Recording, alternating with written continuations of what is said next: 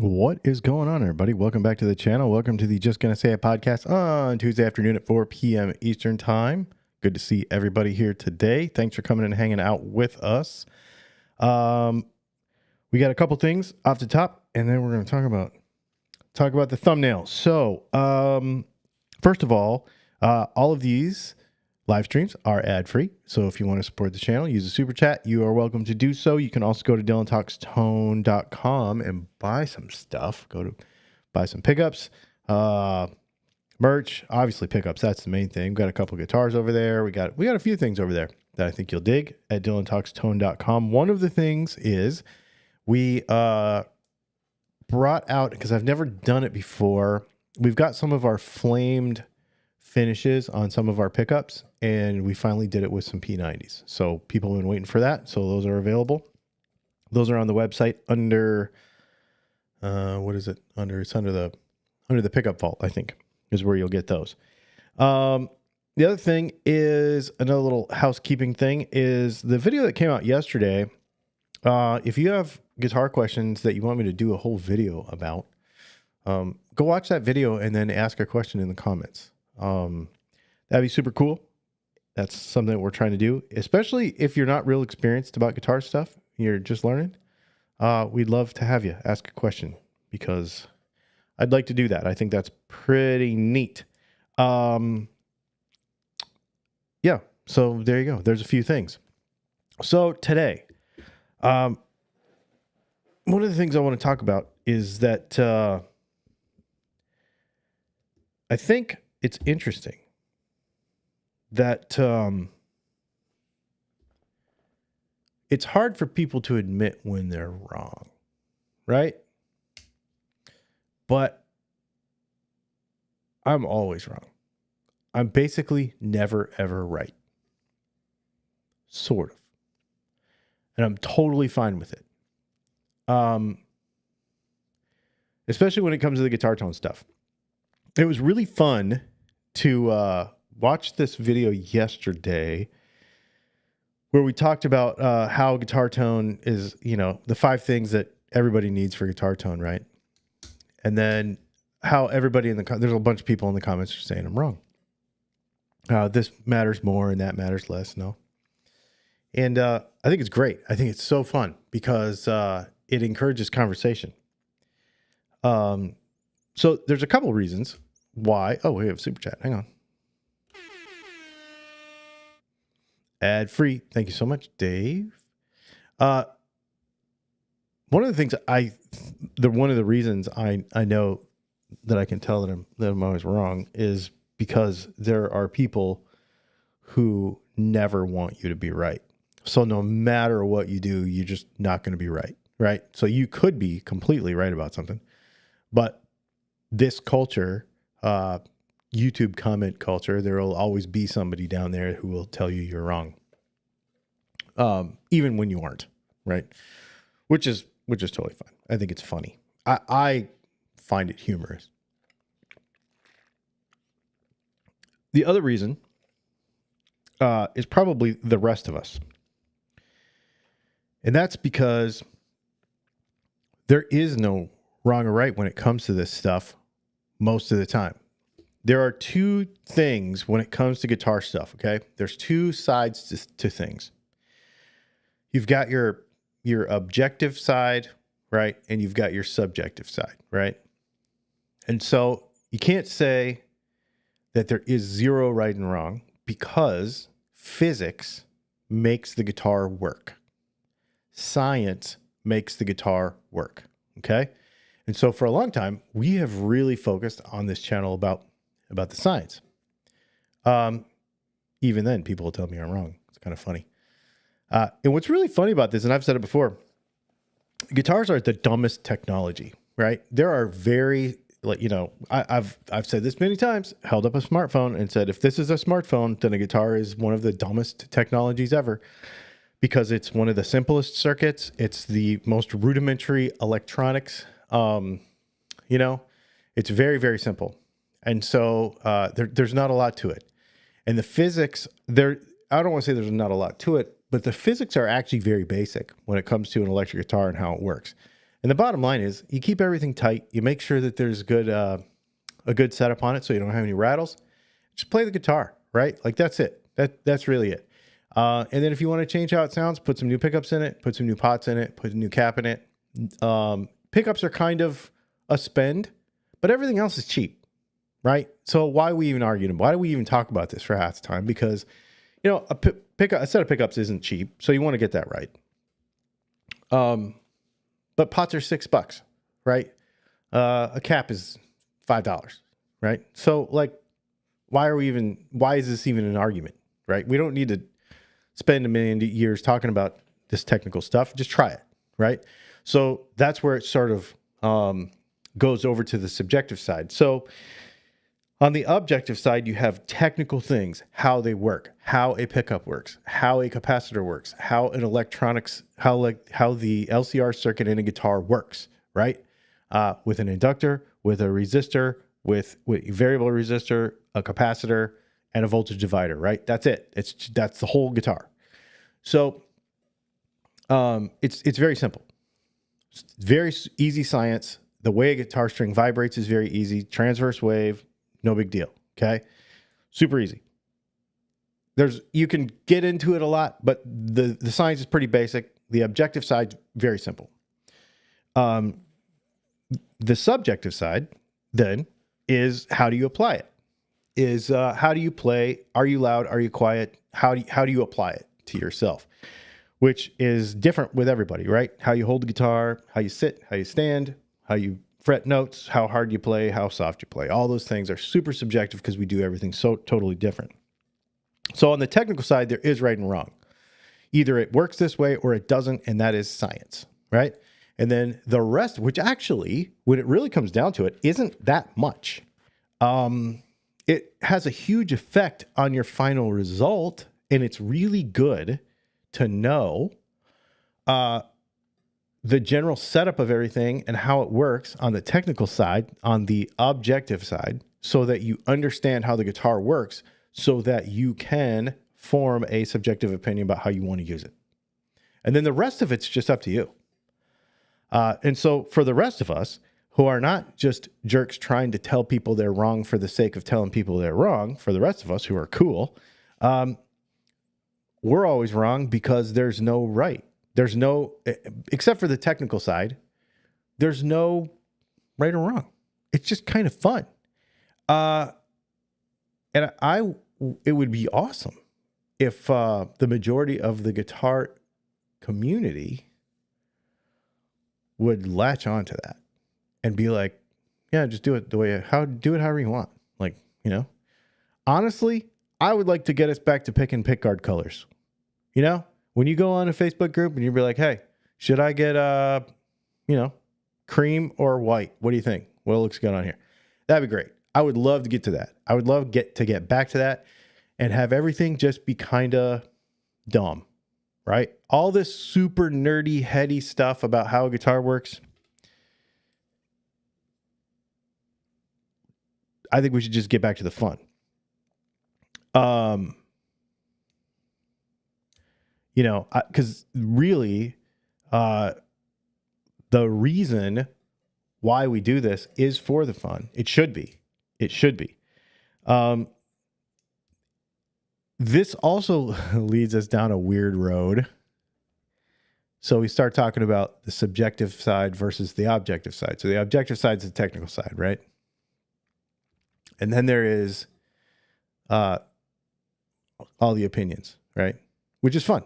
I just want to hear your opinion. I want to know what you do. I want to know how you use the guitar. I want to know how you play it. I want to know where your knobs are. Doesn't matter. You just tell me. It's super fun. I think that's super fun.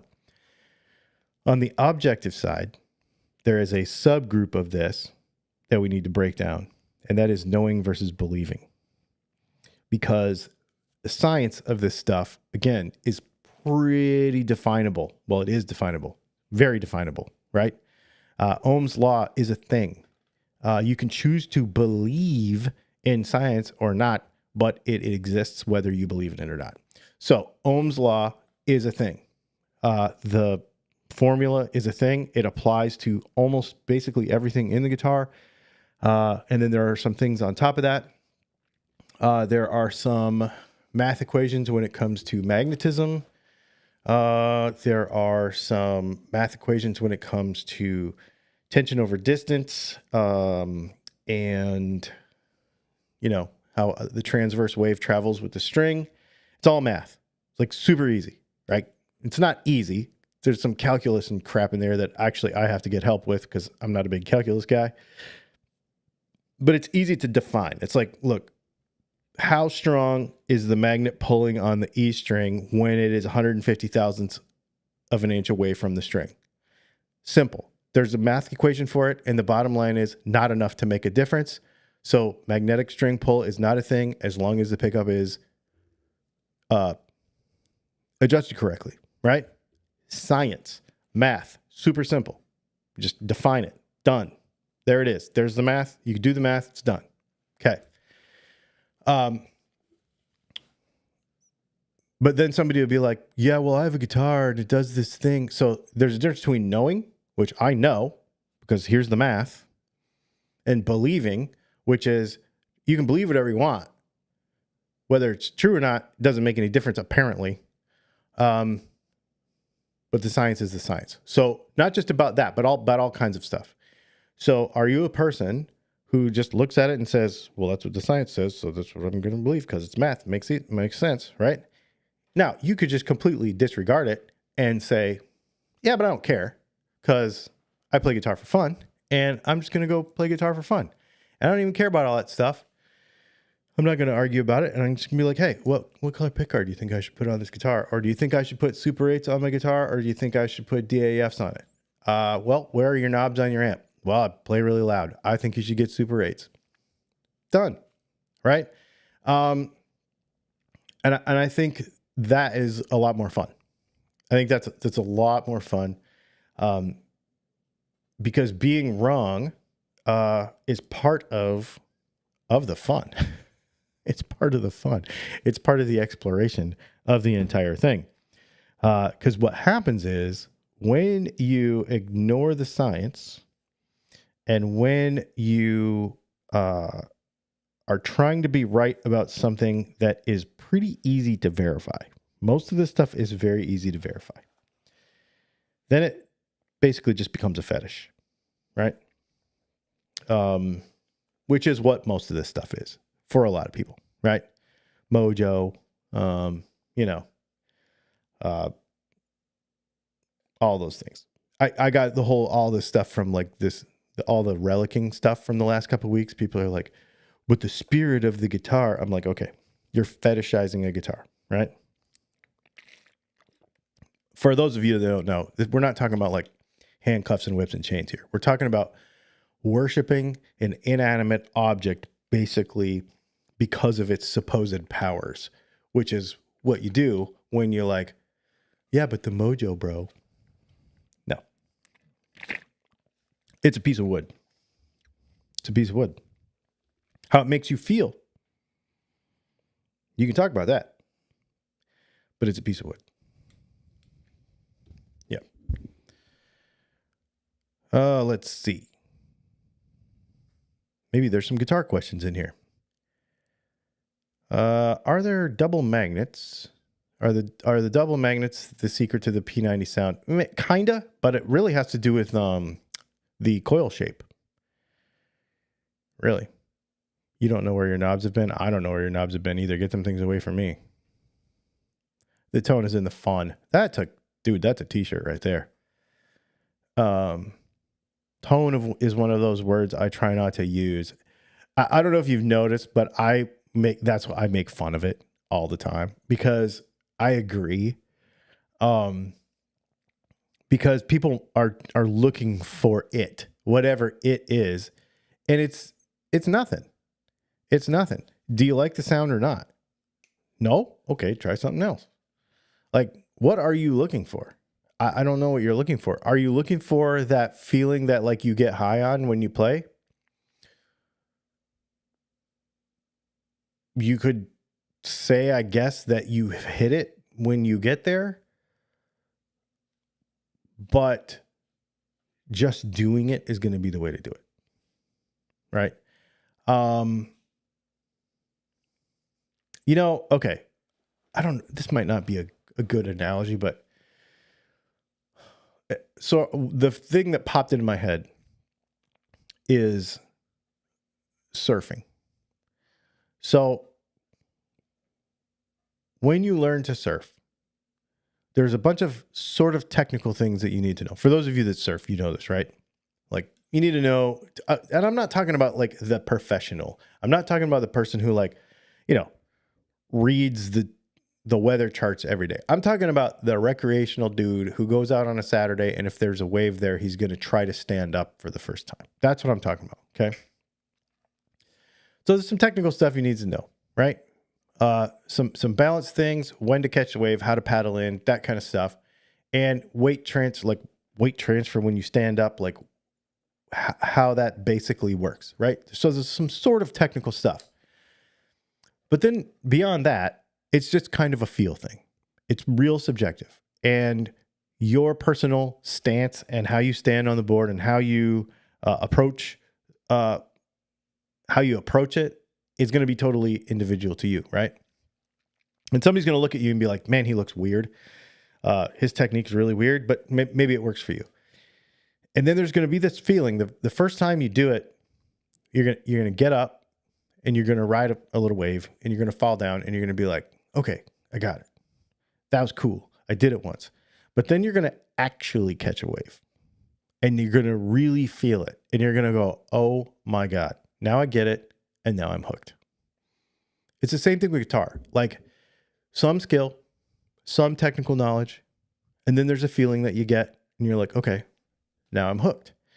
And, but that doesn't have anything to do with some weird, I don't know, mojo from, I don't know. Because if it was, somebody would figure it out and they put it in a bottle and they would sell it. I mean, period.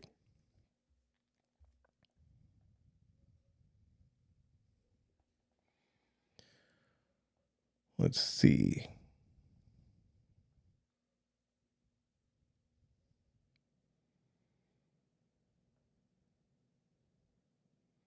Many of us started playing to meet girls. How's that working out for you? I never had a girl tell me she liked my tone. I will tell you.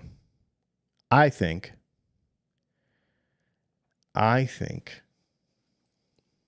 and I'm actually kind of convinced of this after this little experiment we did last week with this whole, where you could like write in your favorite guitar and stuff.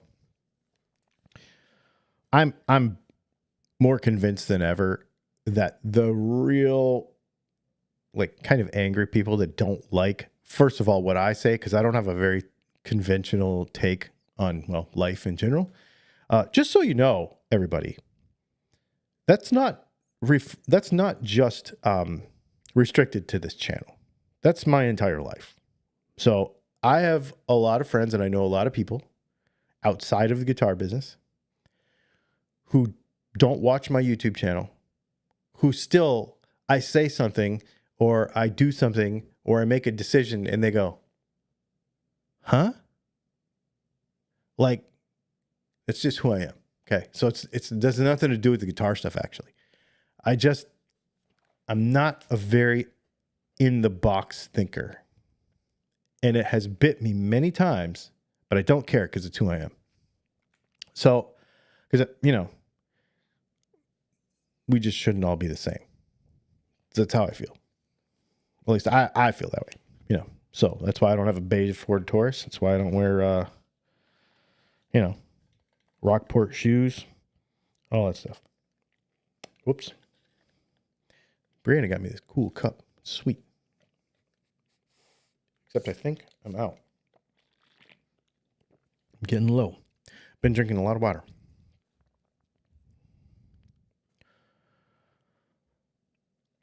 I like one pickup guitars. Me too. I do too. It's funny how everyone is chasing that tone.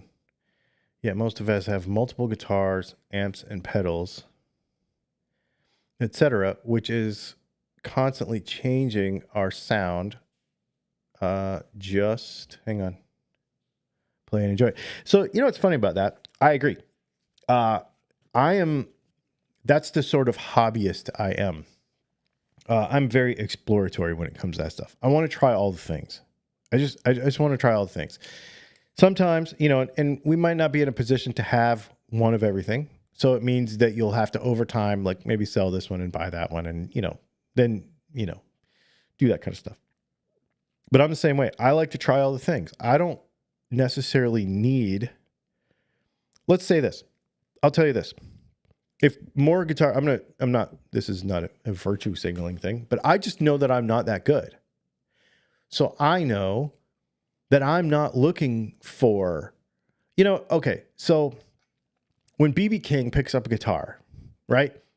Well, he doesn't anymore, but when he did, if he picked up a guitar and it was totally outside of the thing that he is established, that's his thing. How he sounded was his thing, and he was right. And so then he was a creature of habit because of it. You didn't see him playing some kind of, I don't know, anything. You didn't see him playing a Strat, really. Like, you didn't see him playing anything else.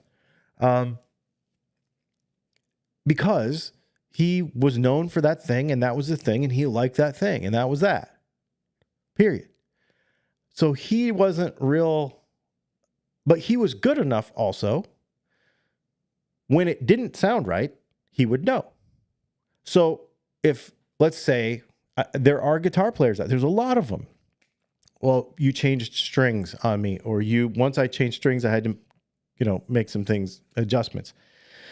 Or you listen to touring musicians and you look at their live rig and they say, well, I had to change this pedal and that pedal because this guitar and that guitar didn't react with it right. And now I need to make some adjustments with my modeler or with my amp or however they're doing it because the front of house doesn't like this or that, because they've got a lot riding on what they're doing.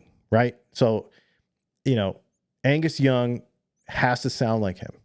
So if his tone isn't right, we're all going to know because we've been listening to his music for 50 years. So therefore, it's got to be right. You're not that good. I'm not that. Maybe you're that good, but most of you probably aren't. I'm not. So why do I even do it? I'm not looking for the perfect tone. I'm like, I wonder what this sounds like when I do this. That's what I do. And I have I'm a little more unique situation because of having the pickup company. So I have to have guitars around to make sure that I can cover all the bases. And so when you call me, because that's one of the things. So and this is an interesting thing because I don't really care. This is a weird perspective I'm going to give you. I don't really care what I sound like. I just want to try all the things, right? And I want to experiment with all the different sounds. So I don't have a sound, although I kind of do by accident. But anyway, it's a P90 into a Princeton with all the knobs dimed. Okay, that's my sound. But I don't necessarily strive for a sound. I want to try all the things. However, just because I don't care how I sound, because I'm trying all the things, doesn't mean I can't hear it. Because it is my job to hear it. Ever since I was young, I could hear it. Ever since I was young. I grew up in a recording household. We had a recording studio in our home. We had a recording studio at our guitar store. I have been behind the desk mixing and listening and mastering and doing live sound and doing live mixing, like live television, live audio, producing live shows all my life. I can hear.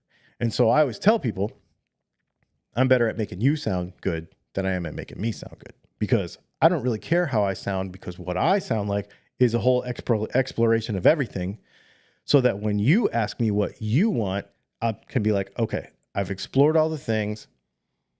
This is what I'm good at. I'm good at making P90s. And I'm good at making these few pickups, and this is what I'm good at, and this is what I can give you to make you sound good.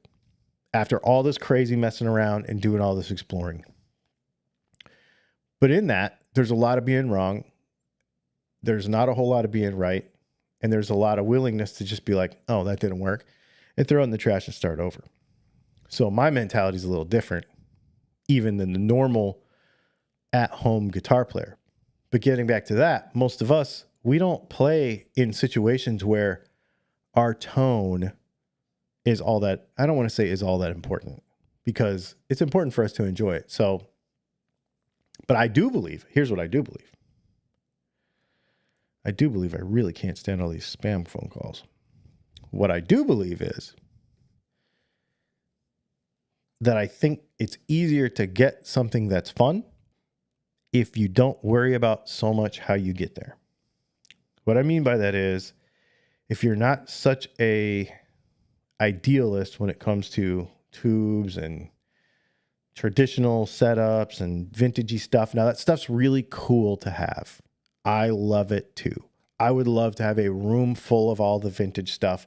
I just don't have the facilities or the finances to make that happen. I think it's awesome though. I would love to have them all. But I think if those of us who just have to play regular guitars, right? Like I personally at this point can't play, a 57 Strat or something.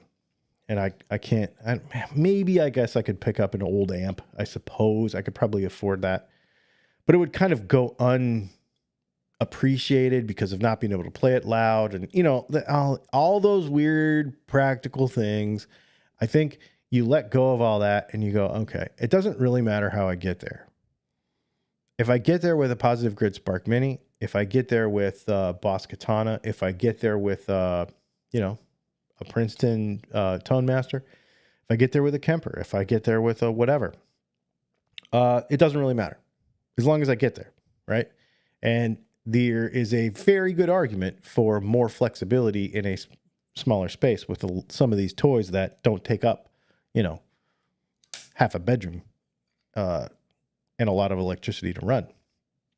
So I think if you're less idealistic about how you get there, I think you'll find that you'll have more fun with the stuff that you accidentally find along the way. I know that happens with like the Positive Grid stuff's an excellent example. That stuff's not expensive. It's not even really meant to be amazing. It's a practice amp. The whole premise of that entire brand really on the hardware side, well, there is some play live stuff, I guess, the bigger amps, but the smaller amps, the whole premise is practice, right?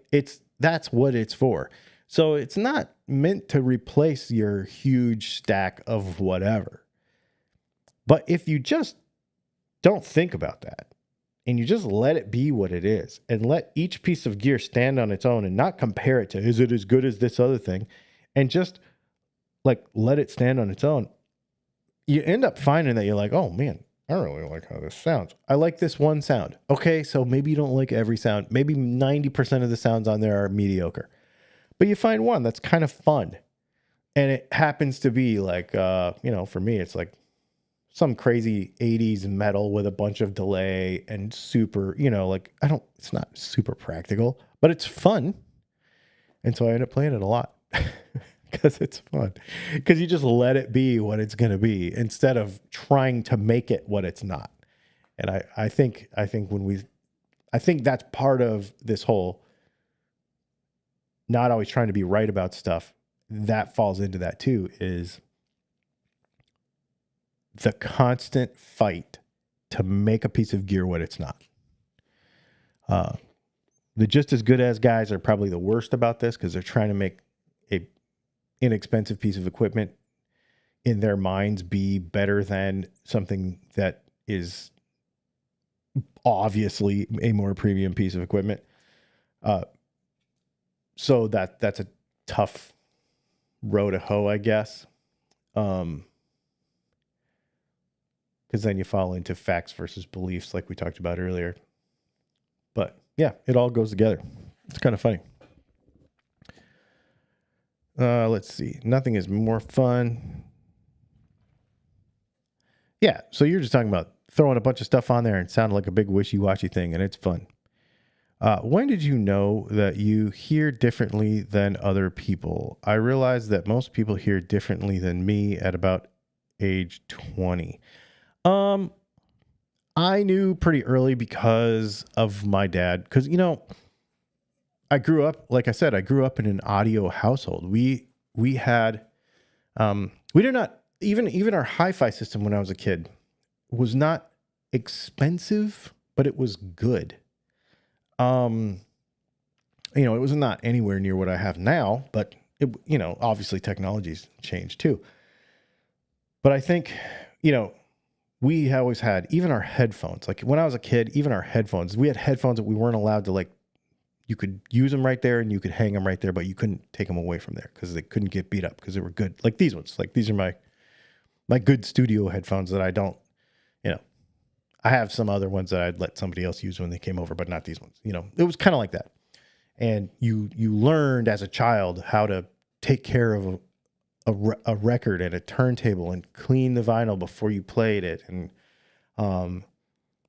we learned very young how to clean tape heads and capstan rollers and all that stuff. So I think very young I was taught, and I don't even know any different, to tell you the truth. I mean, I remember being 3 to 4 years old, probably 3 to 4 years old, in the guitar store on Saturday mornings, coiling up cables and stuff. I'm very, very young. And I know I had to be that young because I know what years it was when that was happening. So I don't even remember it being oh, I'm 3 and I'm coiling up a cable. I just remember doing it, being there, and now later on being oh crap, that was this year to this year. That means I had to be 3 to 5 years old doing that, So yeah, no, it's been a long time. It's been a long time for me. Or am I not a normal person? So what's interesting about that is, Robert, is another thing, and we're getting kind of woo-woo here with all this personality stuff, but you got to be kind of self-aware to realize all this stuff, right? I think a lot of people are not.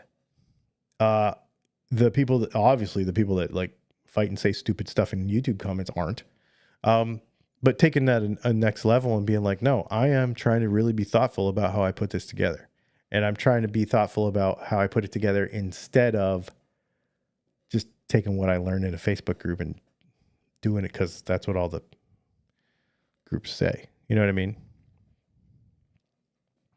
Good headphones are transcendent. They are really good. They are really good. And to be honest with you,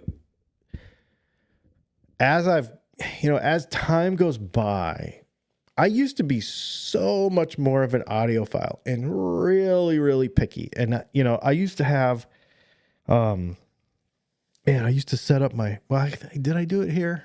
I don't think I did. In my last house, before we got our motorhome, all of my home theater and stuff was set up with lasers, it was really, really cool. In this house, I did real-time analyze the room, and I did set it up sort of, but it's not necessarily like it was before. And my good headphones, I have these Sony XM5s or whatever. The XM6s just came out. So I have nice headphones, but these aren't nice. These are good for the portability and the noise canceling and all that. But noise canceling is actually stupid because noise canceling is the same thing as a humbucker. It cuts out stuff that should be there that now it's not. So it's, these aren't the best for audio listening, right? But they're convenient and they work really good and they were awesome on a plane. And then I have AirPods 99% of the time. The reason I'm using those is because I ran my AirPods out of battery today and I needed those instead. It's weird how convenient has made me a little bit more okay, whatever. I'll just use whatever. I'm listening to a podcast anyway. It's not a big deal. Thoughts on the Boss MD200? I do not have thoughts on that. I love those panels on the wall. Thanks.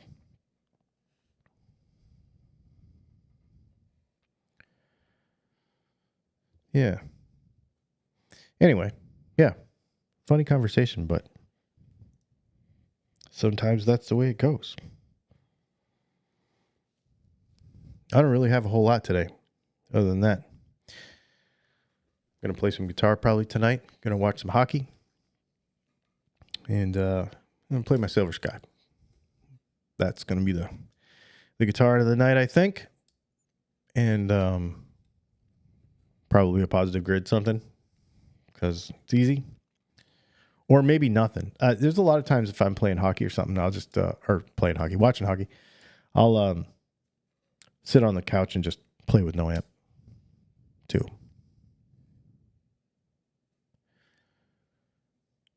So thanks for saying you don't know. Yeah, no, I appreciate that. The not knowing thing is tough. So when we do stuff that's scientific stuff, right? When we do things about, how pickups work and the electronic stuff and stuff like that, I really, really, really go out of my way to make sure that I'm right. Not because I want you, because I want to be right. Not because of that, but just because we're on the internet and I just really want to be as accurate as possible. I really don't want to be the person to spread something that is incorrect or that is based on a myth. Like, I just don't want to be that guy. So I really, really work hard to be right about the technical stuff. But when it comes to the rest of it, I just don't, I mean, there are things that I think, like, I'll give you an example. The whole flat fretboard thing. I don't think you need to have radius on an electric guitar fretboard or relief. I just don't think you need it. Set it flat with no strings, put strings on it. It'll give it a little. It's enough. Like, I just don't think you need any, right? A lot of people disagree with me about that, and that's fine. And I have technical reasons, but I also know that that is a, I'm just not going to fight people about it.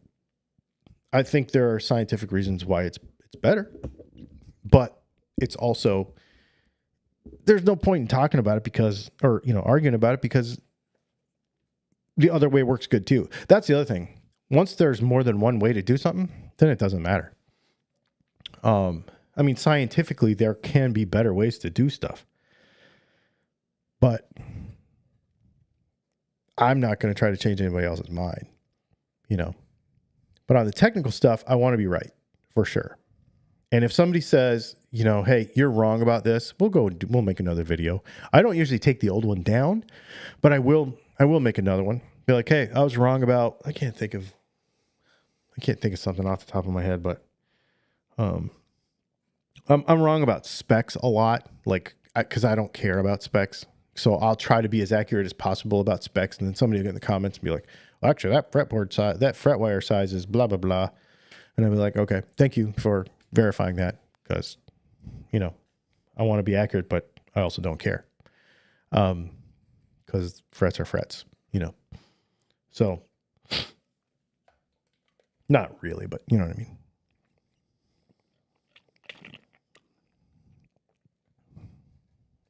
Got my shirts from Warrior Camos. You are right.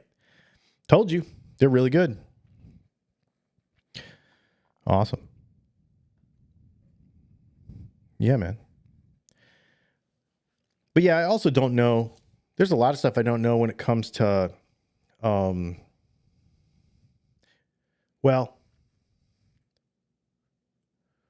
flip side of that is, just because you've been doing something for a long time don't mean you're right. I hear that all the time. I've been playing guitars for 40 years. Well, guess what? You've been doing it wrong for 40 years. Sorry. Not sorry. I'm not afraid to say it, but they don't like hearing it.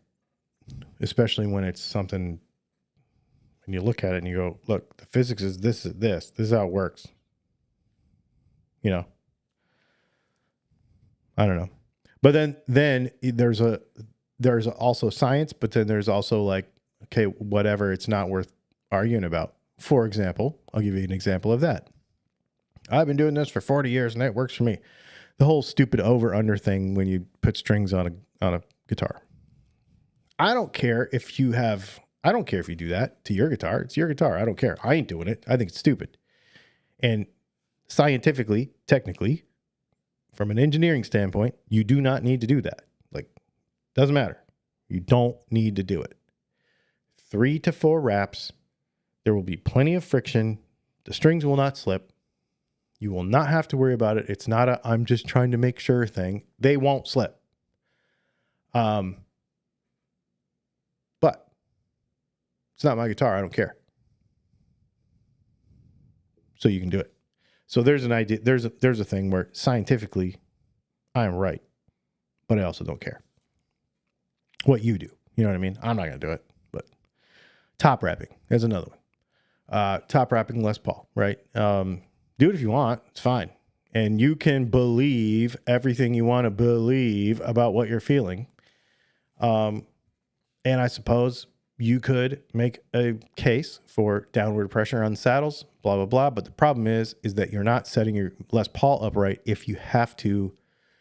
So the facts are, so let's talk about the facts. Okay. The facts and the engineering side of that.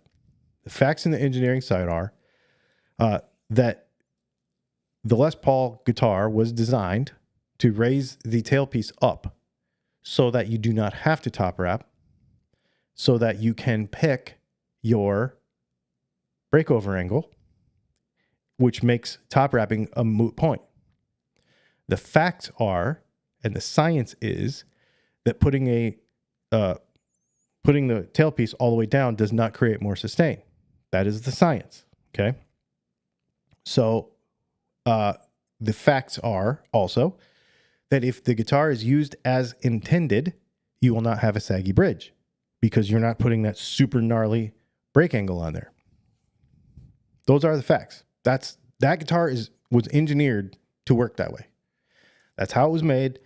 And you're not doing anything special by decking the tailpiece and causing that angle problem. So don't do that. Just raise it up a little. And then it will solve the problem of that flexiness, and top wrapping will be a moot point if you use the guitar the way it was intended, the way it was designed, and the way the science says that it should work. That being said, people are going to believe what they want and do whatever they want, which is totally fine. I don't care. I'm not going to do it. I don't want to scratch up my tailpiece. I think it looks dumb too. Well, if Joe Bonamassa does it, then it must be the right thing to do. No. Nope. Doesn't top wrapping cause unexpected forces, strings on the tailpiece? Nuh-uh. Not really. Because one of the things it does is so one of the physics things that people think they're getting when they top wrap is longer string length. So if you have, envision this, a Telecaster where you have break angle and then ball ends, right? What's a better example of that? A hip shot bridge. So if you have, now what's a better example? Okay. A top loader Telecaster where you have the saddle, no length of string, and then the ball end. Right? And then you have a Les Paul where you have the saddle, a little bit of length, and then the tailpiece. And then you have something with a trapeze or a Bigsby where you have the saddle, a lot of length of string, then the ball end. Okay? That can affect the way the string will feel. The string past the saddle. So the longer string past the saddle can affect the way the guitar feels. Think of it like if you were to take a clothesline and have it like 10 feet, right? And you feel how tight it is if it's tied at the eyelets right here. Now, if you were to take that clothesline and just droop it over the top of one side and then go down to a tent pole in the ground 10 feet past that, it would feel different, right? So the length behind the saddle can matter even if the tension between the saddle and the nut are the same. So what people think they're doing with a Les Paul when they top wrap it is they're introducing length from the saddle around the top of the saddle and then back through to the eyelets. But the problem is the friction that you introduce by doing that negates that. And the other thing that they're trying to do is they're trying to lessen the break angle of the strings to give it a slinkier feel, which it will do. It can do, depending on your setup. But all you do is you raise your tailpiece. It does the same thing. Well, it's going to kill sustain if I raise tailpiece. No, it ain't. Because the threads in the bolt are here to here, and it's whether they're here or here, there's still the same amount of threads.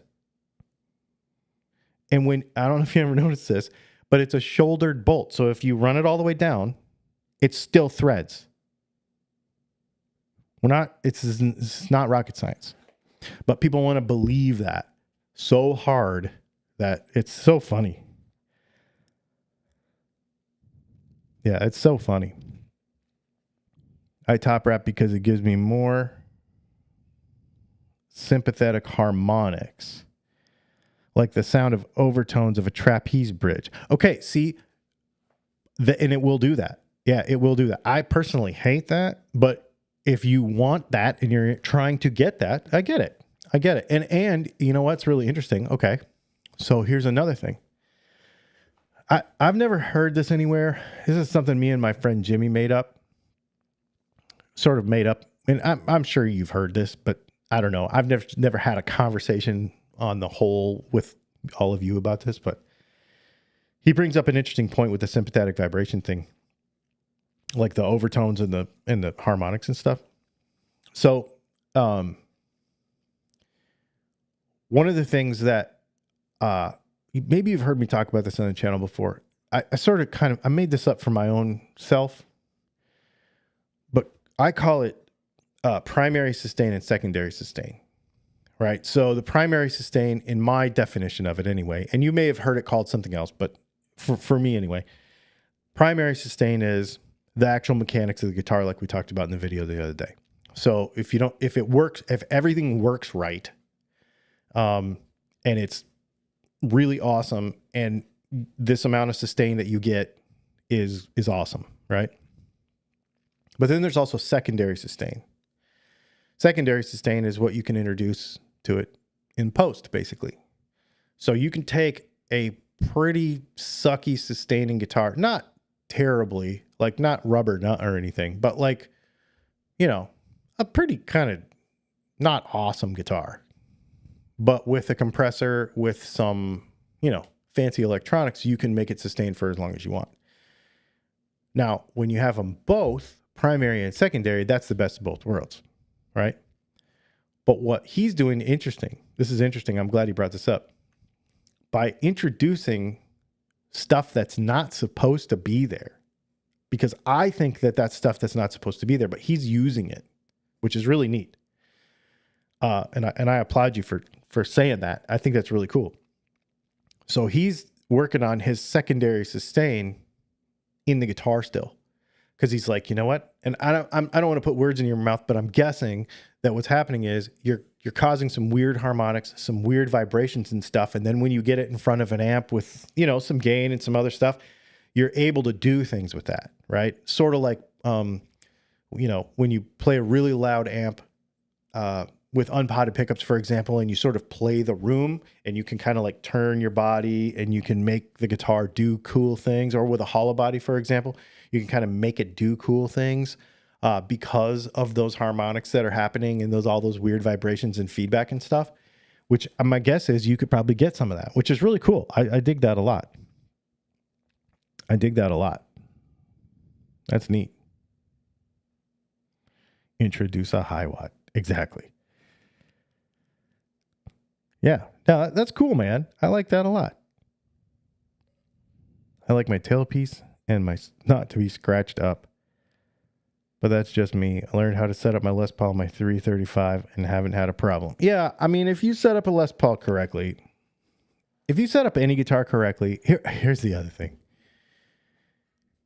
90% of what everybody argues about on the internet with this guitar tone stuff, with guitar setup stuff, can be done away with if you set the guitar up correctly, how it was engineered to be set up, and you dismiss all of the crap that everybody tries to introduce and the fix to the fix to the fix to the fix, right? So you don't need, what's that stupid thing people put on the Les Paul and the peg head? You don't need that thing. Set your nut up correctly. My G strings on my I have 3 Gibsons. None of the G strings on them go out of tune. You know why? Because I spent the time and I set them up right. It's just me. That's just my guitar. But there are guitar techs everywhere who can fix that. It's not that big a deal. Strats will stay in tune. Bigsby's will stay in tune. All the things that people, well, you have to buy this $80 thing and then it stays in tune better. Like whatever. Oh, man. If you set the guitar up right and you play it right, how it was intended, a Bigsby is not a Floyd, right? Yeah, then it's fine.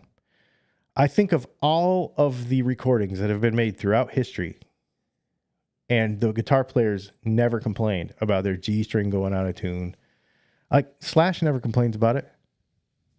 Never hear him complain about that. Never hear about, I don't know. We just never hear about it.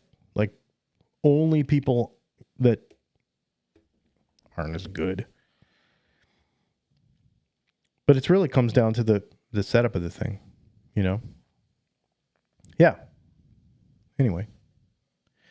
Super fun, you guys. This is fun. I'm going to get going. I got some stuff I got to do. I got to be somewhere. Thanks for hanging out. I think we will see you tomorrow. I actually have a video coming out tomorrow as well. And I think you are going to dig it. So thanks for hanging out, and we'll see you in the next video.